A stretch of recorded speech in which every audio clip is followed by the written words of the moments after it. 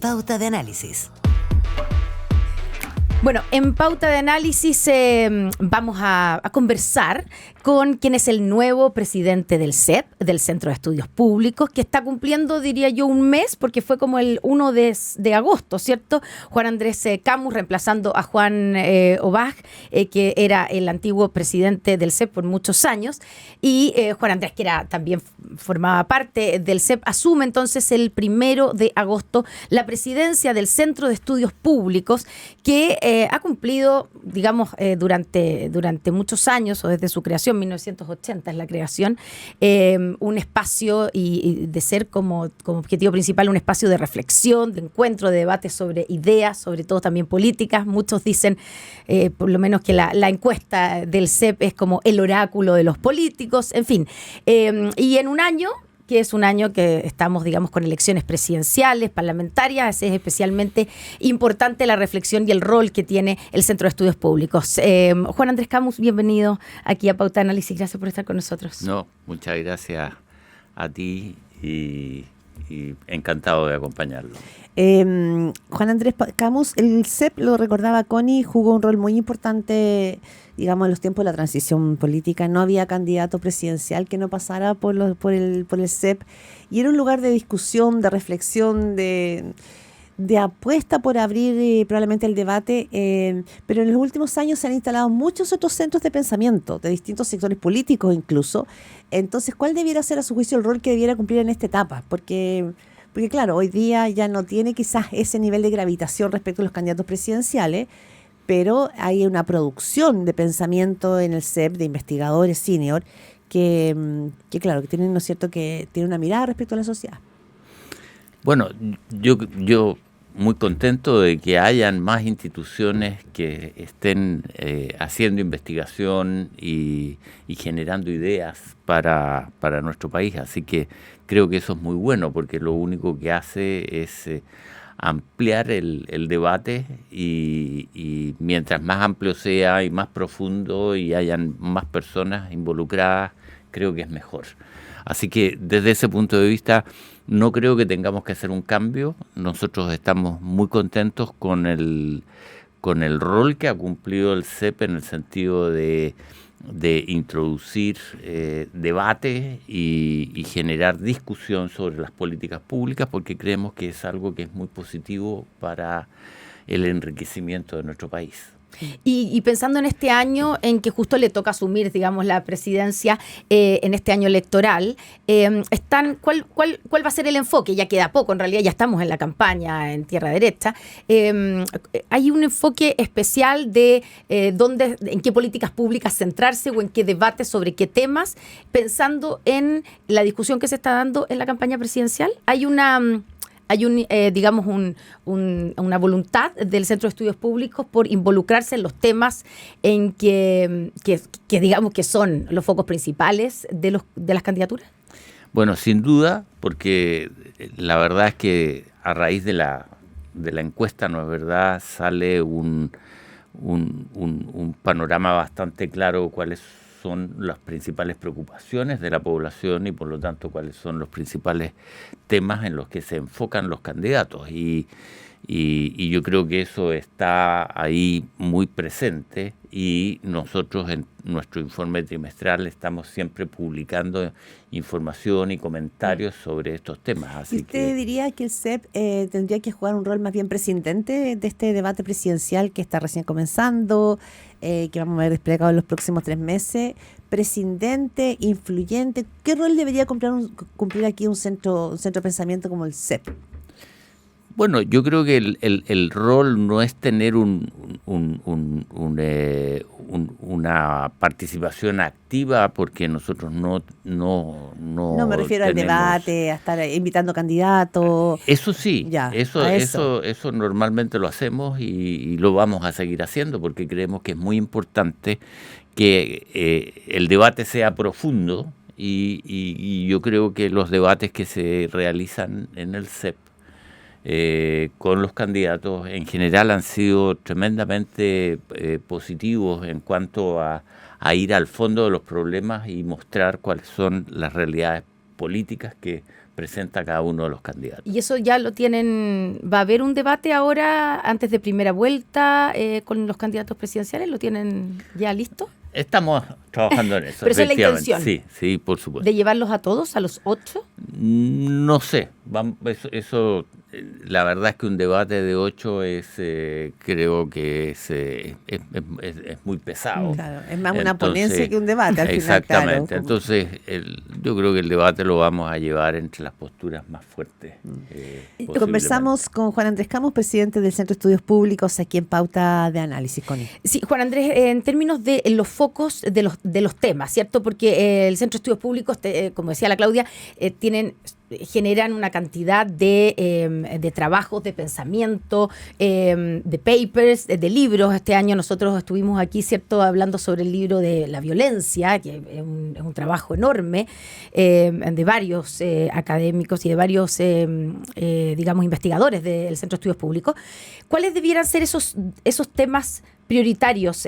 ¿Cuáles ves tú como presidente del CEP que son los temas donde se debiera enfocar también la reflexión del Centro de Estudios Públicos? ¿Tiene que ser seguridad y crecimiento como lo están poniendo los candidatos presidenciales?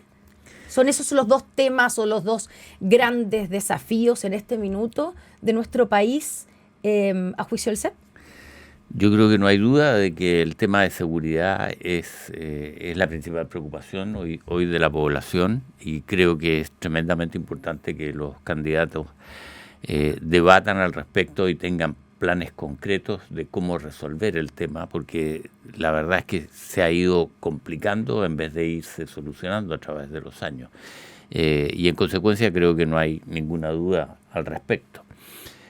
Sin embargo, hay varios otros temas que sí son de gran preocupación de la población, ¿no es verdad? Y tenemos un problema de salud bastante complejo, ¿no es verdad? Donde las listas de espera de la gente para ser atendida no se han simplificado, sino que todo lo contrario, se han ido agravando a través del tiempo, y eso creo que es un problema que hay que resolver, porque el tema de la salud es un tema que afecta la calidad de vida de la población en forma muy, muy directa. Ahora, en esos temas que usted plantea, todos los candidatos están hablando de economía, de seguridad, quizás de la crisis de vivienda.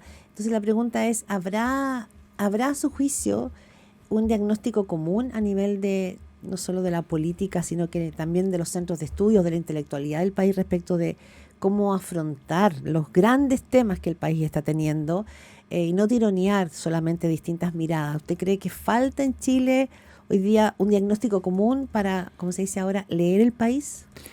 Yo creo que más que un problema de diagnóstico, porque todos están enfrentando a la solución del mismo problema, yo creo que la diferencia está en cuáles son las propuestas para resolver estos temas. Y creo que la diferencia entre los candidatos es obviamente sus propuestas de cómo resolver los problemas. O sea, tenemos obviamente un problema de gasto público, por ejemplo, que obviamente están enfrentando todos los candidatos, y que hay algunos que tienen unos planes bastante concretos, otros menos claros respecto de cómo disminuir, ¿no es verdad?, el gasto público, para llevar a que tengamos un presupuesto más equilibrado, que llevamos demasiados años en que el déficit fiscal se va acumulando, y entonces obviamente la manera en que se acumula ese déficit fiscal es deuda pública, y entonces esa deuda pública obviamente está llegando a niveles que ya son complejos en cuanto a que pueden afectar el riesgo país, y por lo tanto la tasa del costo de crédito del endeudamiento. Y en ese sentido, en las propuestas sobre, por ejemplo, cómo impulsar el crecimiento de los candidatos, ¿le parecen que son propuestas adecuadas, que van bien encaminadas, o que falta todavía, o hay diferencias o ve diferencias entre los distintos candidatos en cómo? Porque todos están hablando, como dice la Claudia, todos están hablando de crecimiento, de que tenemos que volver a crecer. Eso parece ser una especie de consenso, ¿cierto? Pero el cómo hacerlo en esas propuestas, ¿qué diferencias ve? Bueno, hay diferencias bastante profundas, ¿no es verdad? Porque obviamente que para poder retomar el camino del crecimiento, lo más importante es claramente mejorar la confianza de los ciudadanos respecto de lo que se está haciendo, que haya menos riesgo. ¿No es verdad? El riesgo es obviamente un enemigo de la inversión y de que la gente ponga plata a trabajar. Entonces, cómo disminuir el riesgo es algo tremendamente importante. ¿Y cómo se disminuye el riesgo? Es teniendo propuestas claras respecto de los cambios que se van a hacer y que cuántos van a hacer esos cambios, porque hay gente que quiere estar cambiando todo y el cambio obviamente es un riesgo. ¿Y hay alguna de las propuestas de los candidatos que le preocupen en ese sentido y que, digamos, atenten, entre comillas, con el ánimo de los inversionistas? Con que sean riesgosas o aumenten el riesgo y que por lo tanto no sean, digamos, no van a incentivar, sino que desincentivar la inversión. ¿Hay alguna propuesta que a usted le preocupe de las que están hoy día sobre la mesa? Bueno, obviamente que creo que lo más importante es la libertad de inversión, la libertad de emprender, el que los precios sean libres y que no se fijen, el que haya un costo asociado a la producción nacional que sea compatible. Entonces, obviamente, por ejemplo, estas propuestas de incremento de los salarios mínimos tan fuertes, ¿no es verdad?, van a generar problemas porque... La propuesta del salario vital de Janet Jara. Lo ajustó, ¿no? Sí. Lo ajustó la candidata Jara. Sí, pero lo que quiero decir es que todas estas propuestas al final lo que llevan es a que hay un impulso a la informalidad, porque cuando hay un costo, ¿no es verdad?, de producción que es más alto que lo que determina el mercado, obviamente que la gente empieza a irse a la informalidad. O sea, que no tengamos finalmente un festival de sobreexpectativas de todos los candidatos, en el sentido de que después en la realidad no puedan ser cumplidas o terminen, ¿no es cierto?, más bien como desestructurando el sistema más que aportando, como eso. Por supuesto, porque las remuneraciones son una parte muy importante del costo de producción de todas las empresas, de bienes y de servicios. Y por lo tanto, las remuneraciones son algo que impacta muy fuertemente en la economía y en el crecimiento. Hablamos con Juan Andrés Camus, presidente del Centro de Estudios Públicos aquí en Pauta Análisis. Hay otro tema que le quería preguntar porque he pensado mucho en estos días, Juan Andrés, en la cantidad enorme de encuestas que tenemos dando vueltas semana a semana, cada 15 días, mensualmente. El CEP sigue teniendo una encuesta que tiene un enorme trabajo territorial, un universo de personas con una metodología muy distinta del resto de las otras encuestas. Pero pienso si la encuesta CEP seguirá teniendo la misma influencia que ha tenido hasta ahora. ¿Por qué? Por la inmediatez. Porque las encuestas están tan como en el pulso a pulso que lo que pasa hoy día se cae, mañana viene la otra y viene la otra. Entonces como que la no permanencia de las tendencias que marcan una encuesta podría afectar a la encuesta CEP. ¿Cómo ve usted eso? Porque la encuesta tiene la responsabilidad de ser como el oráculo, digamos, de las elecciones. Pero ya, por ejemplo, la vez anterior no logró cubrir a los candidatos presidenciales. Entonces, ¿cómo ve eso? ¿Qué proyección va a hacer usted ahora desde el CEP? Bueno, nosotros trabajamos en el tema de encuestas de toda la vida y obviamente creemos que la metodología de las encuestas es lo que le da la profundidad de sus resultados, ¿no es verdad? Y vamos a seguir trabajando en tener encuestas muy profundas y que puedan generar amplio debate. Sin embargo, obviamente que cuando estamos hablando de encuestas relativas a los candidatos y a las cosas públicas, entonces obviamente que se produce este tema del largo de la encuesta para poder tener un trabajo de campo que sea apropiado al tiempo. Y entonces para eso obviamente nosotros estamos viendo cosas de cómo tener encuestas cuando son con candidatos. ¿Acortar los plazos? Acortar los plazos, o sea, hacer encuestas más cortas. A ver, para entender. Porque lo que hace la encuesta CEP es que hace un trabajo de campo largo, ¿no? Y que avanza, como usted dice, en muchas temáticas, avanza en temas migratorios, incluso en temas anímicos, en pesimismo, optimismo, que son finalmente insumos muy importantes también para el diseño de políticas públicas. Pero respecto al tema presidencial, usted dice que la encuesta del CEP podría salir de maneras más seguidas. No más seguidas, sino que el plazo entre el momento en que se inicia la encuesta y se entregan los resultados sea más corto. Entonces, si la encuesta es más larga, ¿no es verdad? Obviamente el plazo que requiere es también más largo. Entonces, lo que uno tiene que hacer cuando está entrando en estos plazos que están encima de las elecciones, tiene que hacer encuestas un poquito más precisas posiblemente para enfocarse en ese tema. Solo en el tema presidencial, por ejemplo. Exactamente. Pero eso una vez cada 4 años. No es que la encuesta nuestra es una encuesta que es muy profunda y que creo que aporta mucho por ser muy completa. Juan Andrés, se nos acaba un poquito el tiempo, pero yo quería preguntarle, en una entrevista, usted en Señal DF el 27 de junio, o sea, era en la previa de las elecciones primarias, para que nos pusiéramos en el contexto. Usted dijo 2 cosas que me interesa preguntarle. Una, dijo sobre las propuestas de Jara de ese momento, perdón, es un riesgo y creo que el mercado lo ve así.